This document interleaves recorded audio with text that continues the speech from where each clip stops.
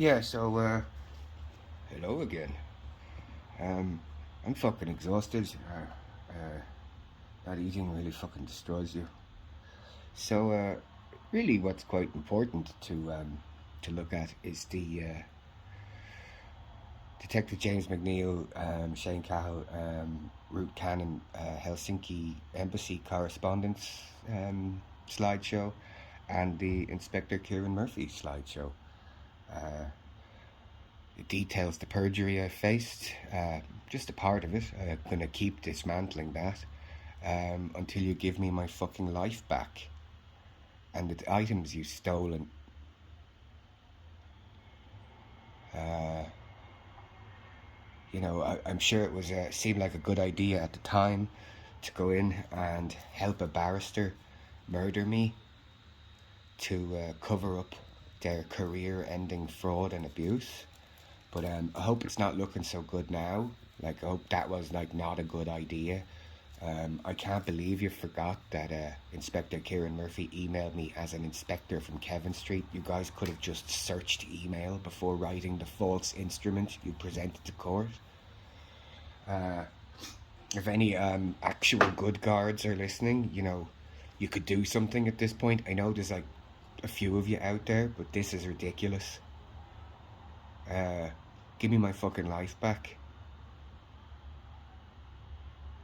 Like, systematically, every single point that all four of you said in court on the 13th day of July is being dismantled as perjury, collusion, and false instruments. How far do you want this embarrassment to go? Give me my life back, my laptops, my passport. Let me have access to my medication, my doctor. Why would you even need to lie at a bail hearing? Unless it was all bullshit and a cover-up for Murphy and the previous guards. There's now audio up there that shows Murphy not admitting that the contact he initiated with me under the auspices of saying he was from Drew Harris's office was inappropriate. There's audio of Murphy blurting that Garda Gillen had organised colleagues in Kevin Street to go against me. Murphy's exact words when he's gloating that I'm going to lose. There's the audio that shows Ruth Cannon knew she was going to try and murder me when she colluded with Mr. Snow and the others to take evidence offline and get me raided for a false police complaint. Because, one of Ruth's problems is she's a malignant narcissist and she couldn't not gloat on the stand under oath. But what she gloated was a very graphic, run-of-the-mill, by-the-numbers description of coercive control and psychological abuse to someone Ruth Cannon is also recorded saying is very vulnerable, and who is recorded in Judge Melanie Greeley's judgment as being manifestly vulnerable because I have severe PTSD, severe panic disorder, and, the others, because I put my psychiatric papers up.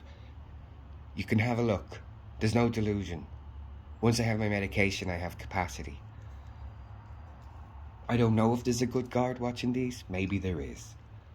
But since you reference these videos in court, and you reference bad guard in court, all the information's going up there, and we can dissect how you presented a false instrument twice to court and systematically lied. So those are my short answers. You should look at the slideshows if you're enjoying them. Hunger strike is shit. The cramps in my legs have started. To the people that are earnestly invested in the apartment, yeah, I've been tidying as and when anxiety allows. So yeah, that there has been some movement on that. So hopefully that puts that to bed for you for a little while. If you want to help, donations all go on legal or basic stuff like laundry. I can't. The PTSD and the anxiety means I can't always make and the hunger strike anything of the homeless services because I get too anxious. So if anyone wants to help I'm open to it, but like, lads, give me back my fucking life. You can't just keep rerunning things or latching on to other criminals. There is complaints regarding Ruth Cannon to the Bar Council that predate all of this by a year. The court papers filed against Ruth Cannon alone, including the defamation, the very obvious defamation, which Ruth carried forward to use as perjury under oath in court before the Honourable Judge Paula Murphy, show the ulterior motive and the malfeasance. You've all had, well, those of you who have had me in custody know I'm fucking harmless, and all I do is probably whinge about cigarettes and my medication. Talk to you about travel. Hey Niall, hope you're going well. Hope you've actually managed to travel since we last spoke. That's the very nice jailer from Irish Town who I haven't seen in a while. And the other lads, George. Shout out to George for being really kind to me.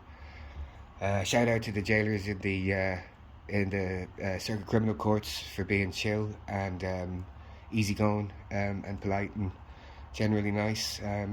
Thanks for that. I really appreciate it. I appreciate all kind guards.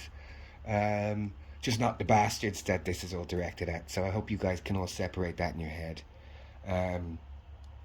But yeah, the PayPal link is there if anyone wants to help. It goes on coffees, sometimes gin and tonics, legal printing predominantly. I'm not going to say where I get it, but like I provide receipts to donors.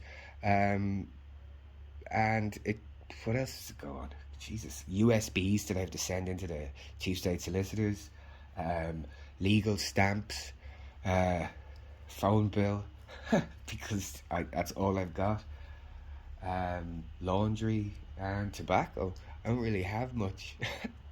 If anyone knows a way to fix my door, because I can't get tradespeople out, and the last guy threatened to murder me and took the €100 deposit, and since I can't report that to the guards because, of the current situation, I would be up for someone helping fix the door. But yeah, it's all in the photo slideshows of the documents, the articles, the links. There's a archive.org folder there, the EF Fluff Perjury Archive. It's spread all around, so you can find the information. But I would really like my life back, please. Give me my laptops with my last creative work on it. Give me my life back. This EF Fluff slowly being murdered by corrupt guards and one lunatic corrupt barrister who colluded to try and murder me, because that's what Ruth Cannon did. If you listen back to the other audios, she knowingly brought hell to me to try and cover up her coercive control abuse. For anyone wondering how that worked, the coercive control abuse, after the third raid I didn't know what documents I still had access to, so I still had to write statements of claim against the abusive parent and the cops. I didn't realise that I had all those statements of claim written already, and Ruth knew and didn't tell me, and so she kept me in this sort of state where I had to keep writing and retelling the trauma over and over and over to the point where it broke me. No one should have to do that, to live in the trauma so much, and Ruth did that while describing it to me and kind of gloating. But you get trapped with abusive people, so she created a sort of an artificially sustained PTSD crisis, and then had the audacity to crow about that on the stand under oath. And if anyone looks back in the DAR, they will see Ruth Cannon detailing, essentially, in a long crowed gloat, coercive control abuse and psychological abuse intermingled with severe chronic perjury. But this is EF Fluff. If you'd like to help, the PayPal link is there. You're watching guards slowly murder me. Thanks very much for listening. Big up.